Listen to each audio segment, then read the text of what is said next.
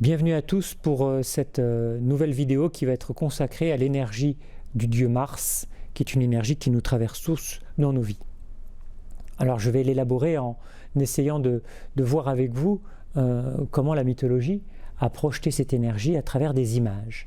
Et j'ai choisi l'image chez les Grecs du dieu Arès et celle du dieu Mars chez les Romains. Alors chez les Grecs, l'image du dieu Arès n'est pas exactement la même que celle que les Romains ont générée. Bien sûr. Chez les Grecs, Arès est un dieu destructeur, un dieu dont l'énergie de la force brutale et instinctive est une force de destruction. C'est une force qui anime les grands héros guerriers. Je pense à Héraclès, je pense à Achille, pour les plus grands, évidemment.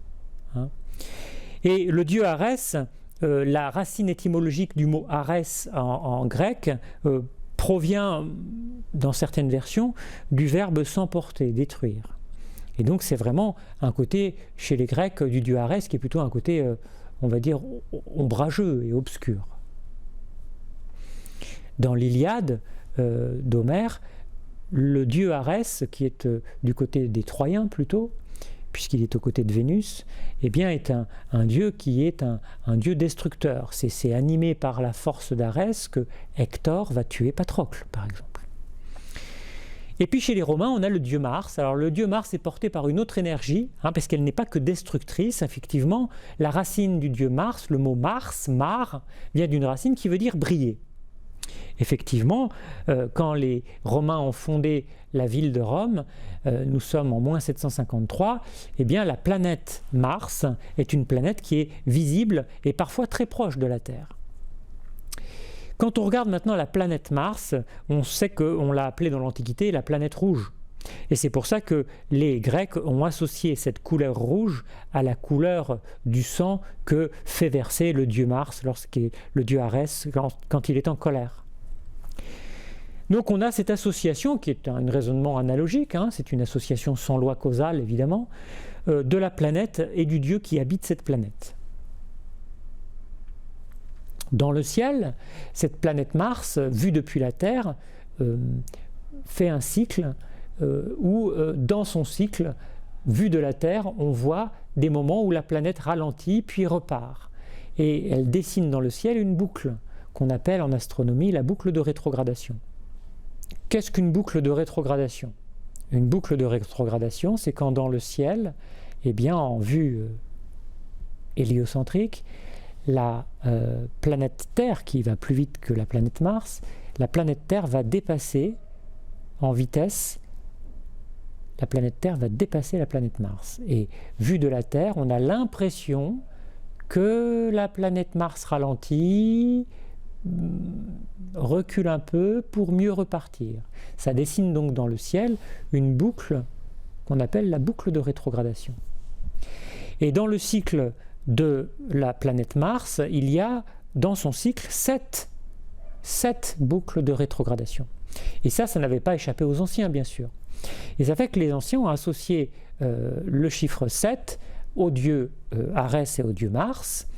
Et c'est pour ça que, par exemple, cette association, qui est totalement symbolique, eh bien, a connu une grande postérité, puisqu'au Moyen-Âge, le guerrier investi de la force du dieu Mars, c'est le chevalier, et le chevalier a bien sûr un apprentissage qui fonctionne par 7, puisqu'il est page à 7 ans, écuyer à 14 ans, et adoubé chevalier à 3 x 7, donc dans sa 21e année. Donc là, je reste vraiment sur la logique du dieu Mars. Donc ce qui est intéressant, c'est de voir que ce dieu chez les Romains n'est pas que destructeur, ce dieu est aussi un dieu à l'énergie qui permet de s'affirmer, de se construire, puisque les Romains l'ont associé à la période des équinoxes, et donc au moment où le printemps fait que la végétation repart, que la sève monte dans les végétaux, et que cette force vitale permet de faire repartir le cycle de la nature. Et c'est pour ça que le mois de mars est le premier mois dans le calendrier des Romains, et qu'on a donc le mois de mars, le mois d'avril pour Vénus, le mois de mai pour la mère d'Hermès, Maïa, puis le mois de juin pour Héra, Junon, et puis ensuite on a Quintilis qui a été investi par Jules Jules César, et puis Augustus le Sextilis qui était investi par, évidemment, Auguste, et puis après on retrouve la numération, sept, septième, septembre, octobre, novembre, décem, décembre. Et donc on a encore une trace dans notre calendrier du calendrier romain.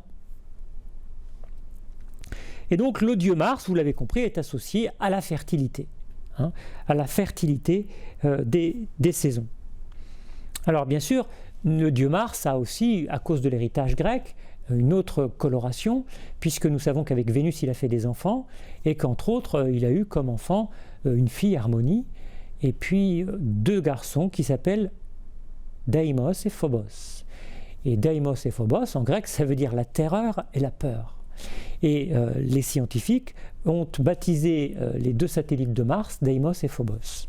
Donc ce qui est intéressant pour nous, c'est que ce qui est à comprendre, c'est que lorsque l'énergie du dieu Mars est en action, elle suscite la peur et la crainte. Et j'irai même plus loin, l'énergie du dieu Mars peut être activée par un sentiment de peur, qui se traduit par une violence, chez certains.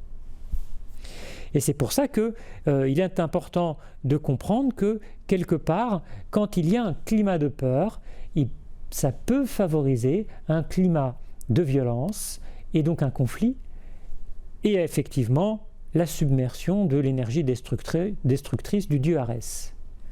Donc on a compris que le dieu Mars est effectivement une énergie destructrice, mais c'est aussi, on l'a vu avec les Romains, une énergie constructrice et positive dans nos vies. C'est quand on arrive à avoir une énergie qui est, on va dire, une agressivité positive. Et dans nos vies, eh bien, si on arrive à activer l'énergie du dieu Mars en nous, c'est pour pouvoir s'affirmer, pour pouvoir se réaliser, pour pouvoir se construire. Et on a besoin de cette énergie pour faire nos études, pour faire notre travail, pour pouvoir s'affirmer dans la vie et ne pas se faire écraser, piétiner et marcher dessus tout le temps. On a besoin de cette énergie. Dans le serpent, c'est le serpent qui se dresse et qui siffle, et qui prévient qu'il faut faire attention.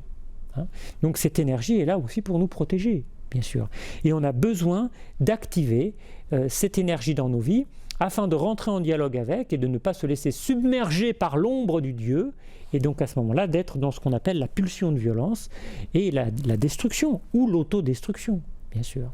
Donc n'oublions pas que, et c'est le mot final, le dieu Mars, qui est un héritage du dieu Arès chez les Grecs, est porteur d'une ombre et d'une lumière. Sachons dialoguer avec cette ombre afin de bénéficier et d'être au bénéfice de la lumière de Mars pour une affirmation de nous-mêmes.